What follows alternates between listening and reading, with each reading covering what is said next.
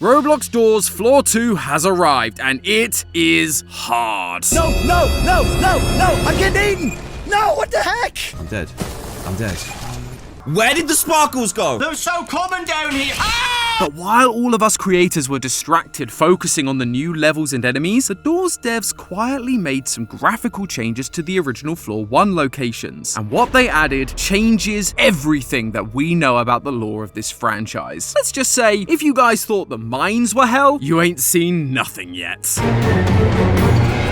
Hello Internet! Welcome to Game Theory, the show that's excited to have more floors for Doors lore. That's right, the Mind update for Roblox Doors has finally arrived, and behind every new door is a bunch of new lore to discover. It's like the best game show ever. What's behind door number 1? Lore! What's behind door number 2? More lore! Everybody wins! Especially us. With each new update, we are being given more and more clues to solve the story of this mysterious world. Our current theory is that we are playing in a hotel from the 1940s, one that was turned into a medical facility during World War II. Now, it's haunted by the spirits of those who died here, as well as a culty experiment or two. But not every force has been an evil one. A blue light known as guiding light is helping us to escape the clutches of these evil monsters, lighting up doors, giving you items like the crucifix to help defend yourself, and telling you how to avoid the monsters when you die. They're basically our guardian angel, although according to the wingdings on the crucifix's binding circle, they are actually known as an architect, likely because they help guide us through the labyrinth of doors in this hotel. A magical architect would probably know the layout of the building, even if it never looks the same twice. Which leads us to today and all the lore that is waiting for us down on floor 2. On a surface level, it's just a lot more of the stuff you loved from the original. Try to walk through 100 doors without dying to the various entities. Only this time, you're not in a hotel, you're in a mine shaft. Truly, this is innovation that excites.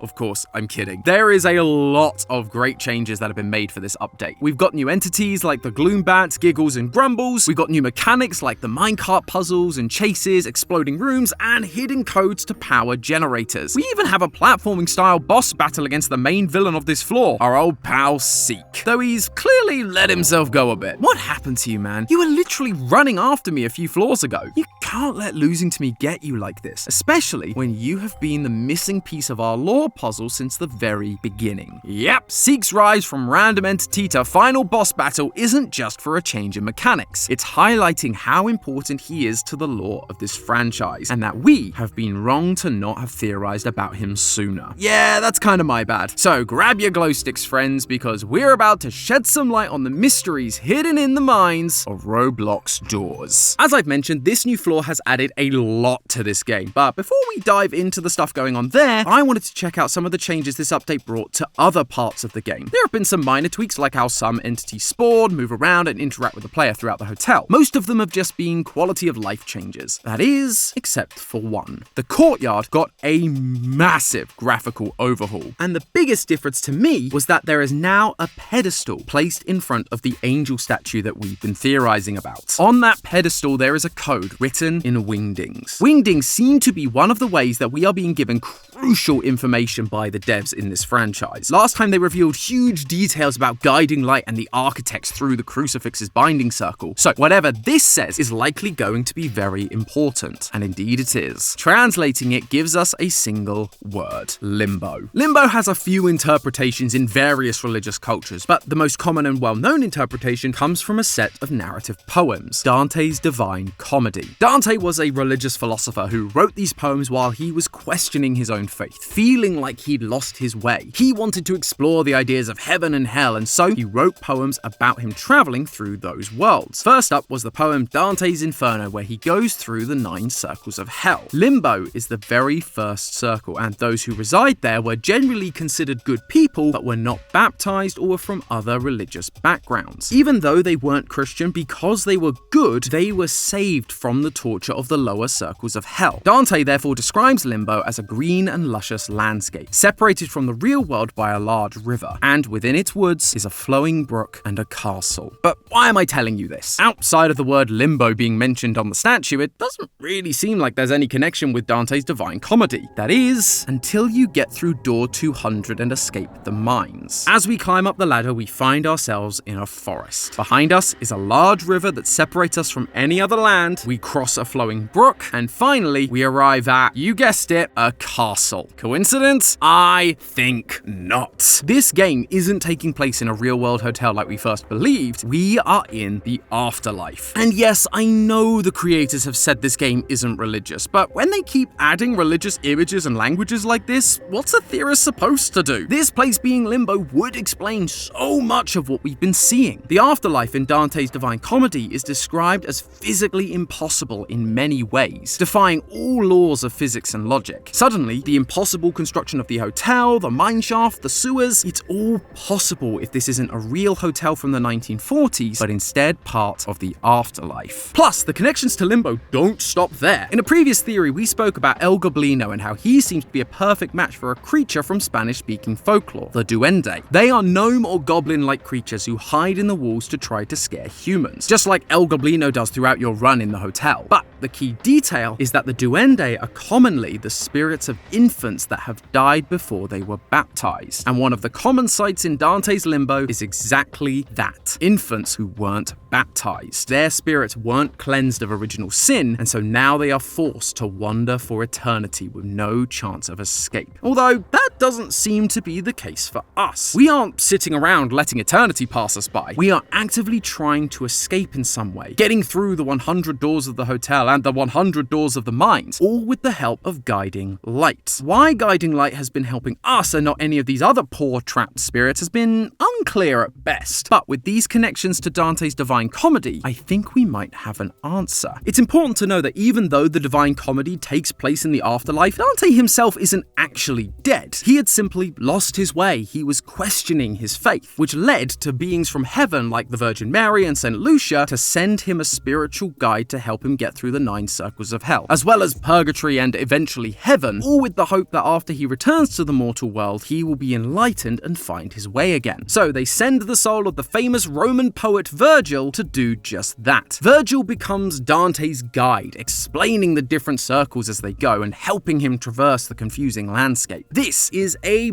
perfect parallel for guiding light. For a while, we believed that this angel statue we saw in the courtyard was guiding light in physical form, the guardian angel that was going to help us through the game. However, once we translated the wingdings from the crucifix's binding circle, we've been less and less sure about whether that's the case. It refers to guiding light as one of 3 architects marked by celestials. Last time we spoke about how the term celestial or celestial beings has been used throughout history to describe angels and other heavenly beings, but guiding light has been specifically referred to as something else, and now we know why. Guiding light isn't a celestial or angel or heavenly being. They are a spirit sent by the celestials to guide us through limbo, like Virgil was sent by the Virgin Mary. That's why guiding light is helping us and not the other entities we see. The other entities are the spirits of the dead. Their fate has been sealed. They are unable to go back to the world of the living, but we aren't dead yet. We're just visiting the afterlife, and guiding light is the one to help us get through it. That doesn't mean we're done with this angel statue. No sirree. If it isn't guiding light, then it does feel like it needs to be someone else. Otherwise, what's the point of not only including the angel statue to begin with, but also giving it a massive glow up during this update? Oh yeah, it's not just the pedestal in front of the statue that changed. The actual statue has been altered dramatically. Rather than this massive angel with its face shrouded in darkness, wings that curve around its body, and a 2-handed sword stance, we now have a much more open and obvious visual. The angel now stands in a triumphant pose, its sword held with one hand and 4 wings spread out wide. We can also see its face, and though it's plain, it does have a band of eyes circling it. This depiction matches what we get from the prophet Ezekiel in the Bible. In chapter 10, he describes cherubim them as creatures with 4 wings and so many eyes that they cover every part of their body. Yeah, not quite the cute little baby angels we often see them depicted as. And the reason they had hundreds of eyes like this was because the cherubim were responsible for guarding and protecting what belonged to God. They were warriors. They had to keep watch and see everything. It's a pretty solid match for our statue here. Although, when I got thinking about hundreds of eyes, it did remind me of another entity in this game that also has hundreds of eyes and likes to keep watch. One that I mentioned right at the start of this episode. In the main lobby of the hotel, you can find these white eyes with black goop hidden around the room, constantly watching you. During any of your runs, there is a chance that at a random point, you'd begin to see these eyes appear once again on the walls. The further you went, the more and more eyes appeared, until eventually you would enter a large hallway where, out of a puddle of black goo, Seek would emerge to chase you down. They then return in the Mines update to once again chase us, but they also become a giant goo monster as part of the final level, and in this form, they are covered in dozens of eyes. Seek is constantly being shown to be an entity with hundreds of eyes connected to them, and they have been watching us throughout the hotel and the mines. Just like the cherubim use their eyes to keep watch for dangerous threats. That's right, theorists, I am telling you that I believe our goopy boy Seek is in fact an angel like the one we see in the courtyard. One of the entities that this game calls a celestial. I know, it sounds ridiculous. Lots of eyes aren't the only thing that makes an angel an angel. And outside of that detail, Seek looks nothing like the angel we see in the courtyard. Plus, angels are supposed to be good, right? They're here to defend and protect the innocent. It's the Celestials that gave us guiding light to help us, and he actively guides us during Seek's chase sequence. He blocks Seek's path with a blue seal over the door. He even makes a cart appear beneath us to help us escape. Guiding light and Seek are on opposite sides. And if guiding light is on the side of the heavenly Celestials, then Seek cannot be an angel. Or so you would think, until you remember the inspiration that comes from Dante's Inferno. Right now, we are in the afterlife, in limbo. During his time in hell, Dante speaks to multiple angels that are stuck there, although only one of them gets top billing. And he is also described as not quite looking like his original beautiful form, Lucifer. We've actually talked about Lucifer before. In one of our earlier theories, we thought it was connected to Curious Light, the yellow light and one of the other architects that quote-unquote helps us in the back door and room levels of the hotel. But just like Guiding Light, it's clear that these architects are not angels themselves, and so Curious Light cannot be Lucifer. Don't worry, little guy, we'll figure you out eventually. In case you're unaware, Lucifer was originally one of the highest ranking angels in heaven. Ezekiel describes him as God's anointed cherub, aligning him with the statue from the courtyard. Eventually, Lucifer became prideful and rebelled against God, wanting all of the glory for himself, leading to him falling from grace and into the underworld. In Dante's Inferno, Lucifer's form is described as monstrous, deformed, and hideous, not like the angelic appearance he had before being cast out. However, despite this, he did maintain some of his angel-like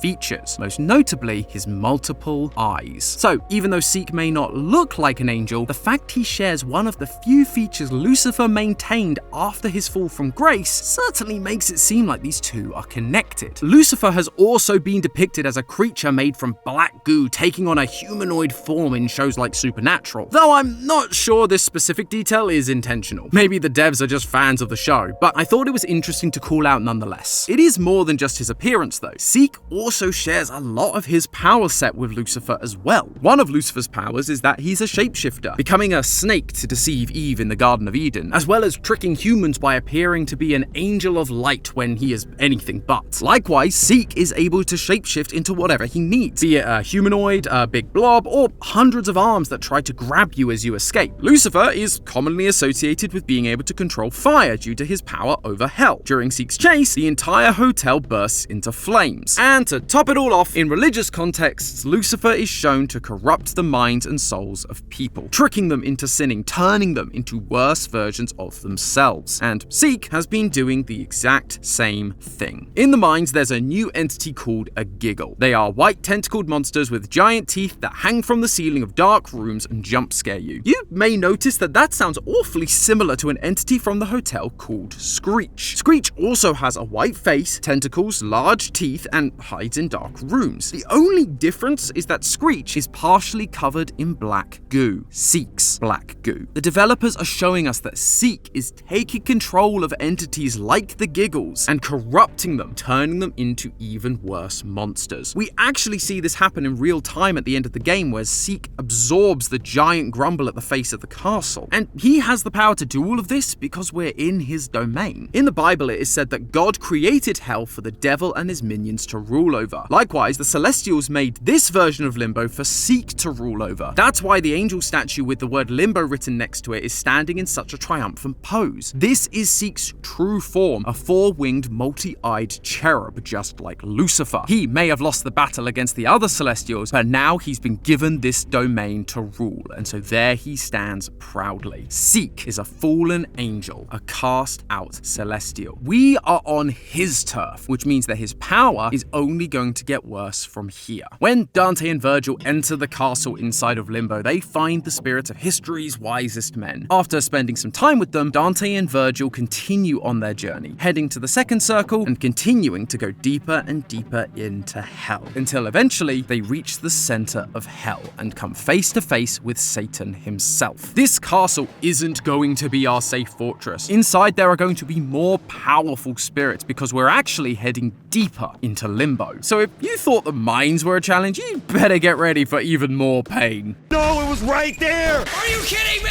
Oh my gosh, dude! And it's not going to stop at the castle either. When you beat the mines, you unlock an achievement called See You Soon. Like Dante, we are going to be heading deeper and deeper into this hell we find ourselves in. And that achievement is a message from Seek, promising that they're going to keep following us through hell, and as they do, they are going to become more and more powerful. We've actually already seen this happen with the 2 floors we have available. In the hotel, Seek only had one form, and while he was able to manipulate the space, he could really only chase us. But now that we've fallen lower down into the mines, he took on a much bigger and larger form, gaining even more power. So eventually, I could see us ending up at Hell's center, where Seek is going to be at his strongest. Maybe we'll even see him take on some of his original form. But if we defeat him, we'll finally be able to escape and receive the enlightenment we're after. Of course, Seek isn't going to take any of this lying down. He's going to keep trying to stop us on each floor before we get there. In fact, he's actually the most determined entity to try and stop you. Entities like Rush, Halt, and Ambush are just spirits that float through the hotel and kill you if they pass by. Sure, you still end up dead, but it's relatively passive. The figure, while much more active, is animalistic, acting on sound and instinct. Seek, on the other hand, is different. Seek actively chases you. He creates obstacles to stop you getting away, and when Guiding Light puts a seal over the door, he continually bangs on it, trying desperately to get to you. This felt like a crucial distinction for Seek's lore, but I couldn't really figure out why he acted differently. Does he not want you to reach enlightenment? Is it that he believes nobody should be able to leave the afterlife once they're there? Maybe it's because you're in his domain and he simply wants to remove the intruder. That's basically the plot of the Tower Heroes crossover event, to keep the humans out. But then again, that event isn't canon, so can't really rely on that either. However, if you so happen to die to Seek while in third person mode, we finally get our answer. Normally when you die, you just fall over, but with Seek, your body quickly turns black, and we hear a modified version of Seek's cry. We are being covered in Seek's black goo, just like we've seen with the Giggles and the Queen Grumble. He is trying to take over our body. And what's more, I think I know why. Remember, in Dante's Inferno, Dante wasn't bound to the afterlife. He was merely visiting. We are merely visiting. We are the only ones who have the ability to freely travel through the different realms of hell, purgatory, and at the very end of Dante's Divine Comedy, even heaven, the realm of God, the realm of the Celestials, the realm of the ones who put Seek in hell for rebelling against them in the first place. Seek may be the ruler of this world, but that doesn't mean he wants to be there. This is a punishment for him, just like everyone else. I believe he wants to go back to the Celestial realm to face off against the Celestials once again, and we are the ones who are going to help him do it. We are the ones able to move between realms, and so by catching us and taking over our bodies, he can too. Before now, we never really talked about Seek, mainly because outside of his cool chase sequence in the hotel, he didn't really do anything. He felt like all style and no substance. Instead, we all focused on the figure as the main antagonist because he was the big bad we had to try and stop in the hotel. But now, in the mines, the figure is nothing more than a background character. We are being shown that Seek is the real threat we need to worry about. I mean, what greater threat is there than the devil himself, right? The one who was cast down by the Celestials, now trying to return, and we are his ticket out of here. Which means it's even more important that we put a stop to him once we get to Hell's Center. And don't worry, this update took 2 years to come out, so we have plenty of time to get good before that happens. But hey, that's just a theory. A game theory! Thanks for watching. If you want to keep going deeper down the Roblox horror rabbit hole, just walk through the door on screen and watch our episode of Dress to Impress. Trust me, it's scarier than it sounds.